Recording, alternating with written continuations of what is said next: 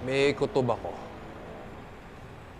na itong si Senyor may planong gawing leader ng Golden Scorpion itong si Endes balang araw. Lalong-lalo na wala na si Calvin. Eh, paano niya gagawin yun? Ha?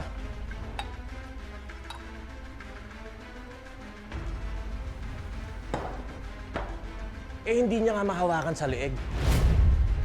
Hanggang ngayon, nagbibigay pa rin problema yan sa sindikato.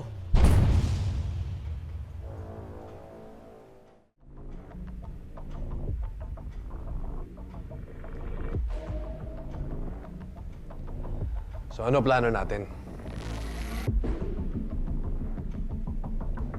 Alam namin kung nasan si Black Rider.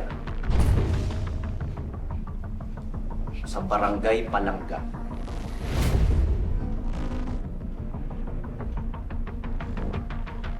Pupuntahan natin siya.